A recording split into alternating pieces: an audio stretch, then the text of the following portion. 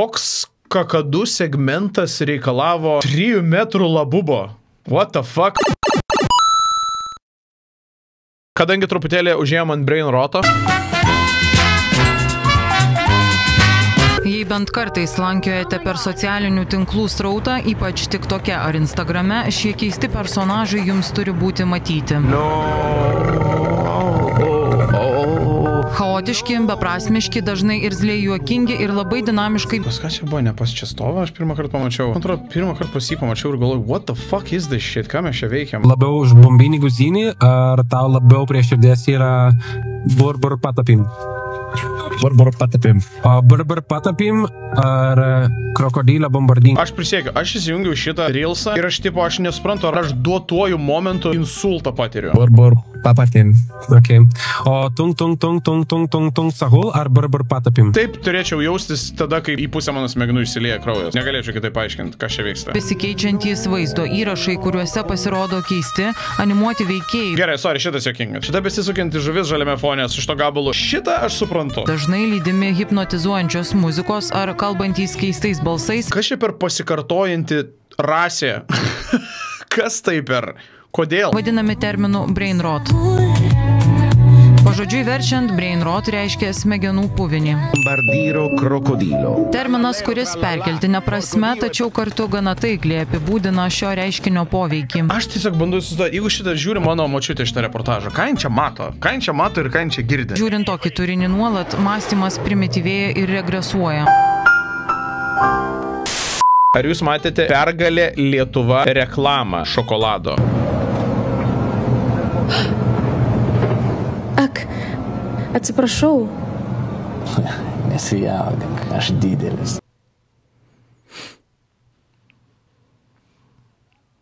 What? What the fuck? O čia vietos nedaug. Aš didelis, o čia vietos nedaug. Turbūt netgi jau reikia praleisti pro akis tą faktą, kad čia yra tiesiog su AI-um sugeneruotas totalus šūdas slopas. Bet kas per siužetas? Tu taip skaniai kvepi, primena vaikystę.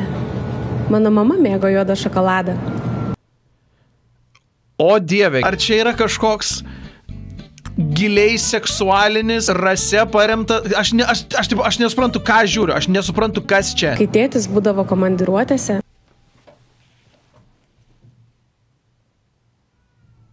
Kai tėtis būdavo komandiruotėse, man jai patikdavo kvap, apie ką mes šnekam? Ar tavo mama būdavo neištikima su juodaodžiu, čia man taip reikia suprasti? Šokolado kvapas vis pasklisdavo po namus.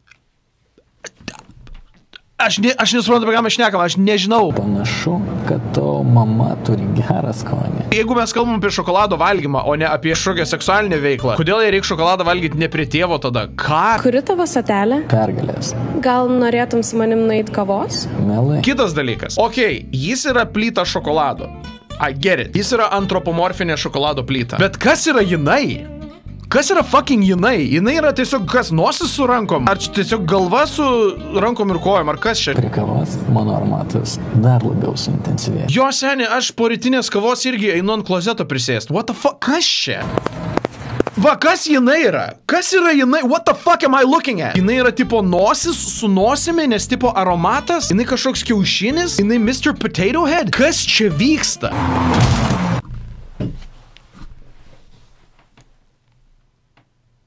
What am I looking at? Pergalė? Alio? Čia net ne apie šokoladą eina kalba. Dar kartą. Ak, atsiprašau.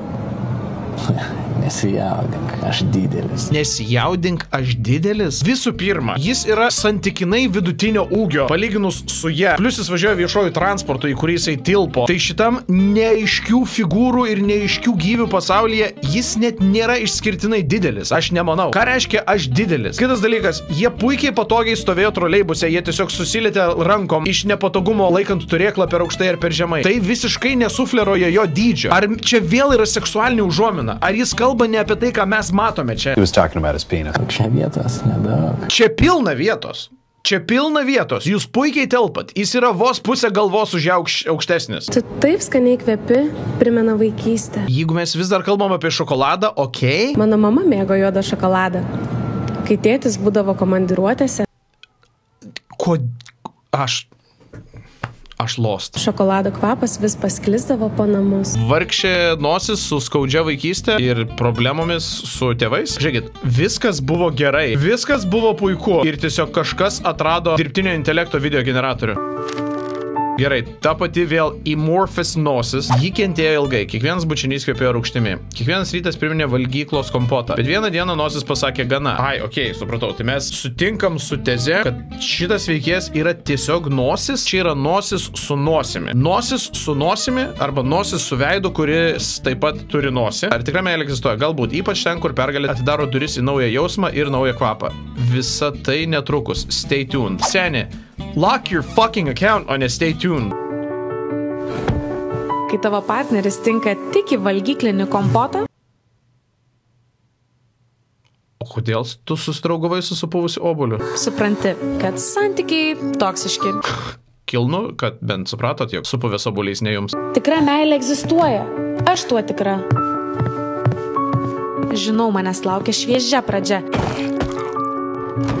Aš laisva. Kodėl šitam pasaulyje yra nosis, kaip atskiras antropomorfinis personažas, tada maisto produktai visokie, ir tada troleibuso antram plane mes vis tiek matėm, kad liktai žmogus ten sėdėjo. Tai kas čia per fucking pasaulis? Kitas dalykas, jeigu kalbos eina apie aromatą, tai tau nebūtina viso to įrėminti pro nosies personažą. Nes fucking žmonės irgi turi nosį. Newsflash, mes turime nosį. Mes aromatą jaučiame. Gyvenime aš ateinu.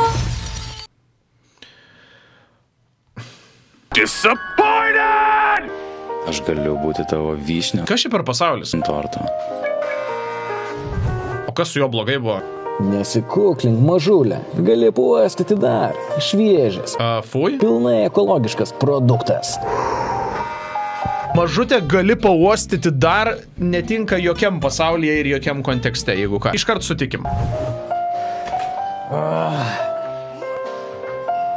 Aš išeinu iš darbo. Man tas personažas yra so fucking racist, aš negaliu. Bet čia tik aš. Čia tik aš.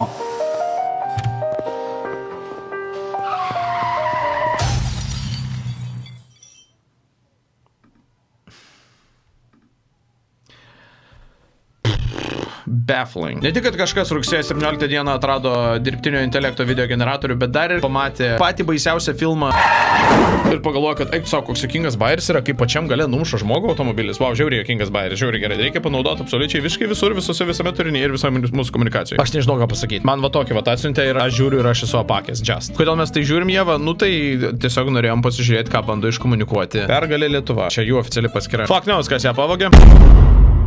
Taip, kol montavau video, Pergalė Lietuva išleido dar vieną šito košmaro epizodą. Pasižiūrim. Man taip gera su tavimi. Galėčiau išsilyginti. Su niekuo dar taip nesijaučiu. Tai visą šį laiką kalba ir ėjo apie seksą? Apie lytinę suitį tarp šokolado ir nosies? Kai šokoladas sakė, kad jis yra didelis. Arba tai istorija apie nosies motiną. Tai mums, kaip žiūrovams, reikia pasimti tą informaciją, kad jos motina buvo neištikima jos tėvui? Aš sakiau savo, kad su saldžiais daugiau niekada. Bet nieko negaliu savo padaryti, tu mane taip trauki. Ne, tai nebuvo niekur iškomunikuota. Tu tik sakei, kad tavo motina mėgdavo juodą šokoladą, kol tavo tėvas būdavo komandiruotėje, o apie pasiekmes nebuvo net užsiminta. Gerai, visų pirma, fui, visų antra, aš suprantu, kad čia galėtų būti metafora, kad atseit nosis uodžia šokolado aromatą, bet savo debiliškoje visatoje jūs jau įrodėte, kad pati nosis gali uosti su ant savo nosies veido esančio nosimi, o plus šokoladas tiesiog turi žmogaus galvą, tai aš ne... Tiesiog fui.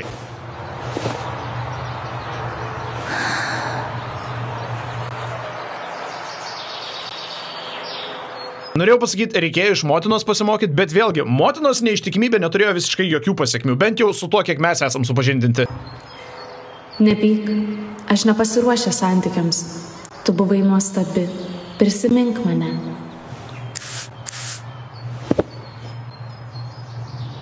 Gerai, tai ko mus šiandien išmokė Pergalė Lietuva? Jeigu jūsų vaikinas smirda, palikite jį. Jeigu jūsų vyras yra komandiruotėje, mylėkite su kitais vyrais. Ir jeigu neturite pakankamai savigarbos, kad pažvelgtumėte savo vienos nakties nuotykių į akis, tai bent jau palikite savo aromatą tuose patalose, kuriuose jūs apturėjote tą vienos nakties nuotykį.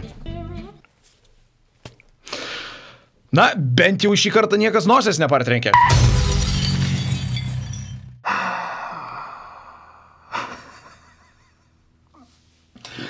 Aš išeinu iš darbo. Ėjo kartą, ėjo voras. Petras buvo, bet nestoras. Ir Įkišo savo ilgą koją į kito voro teritoriją.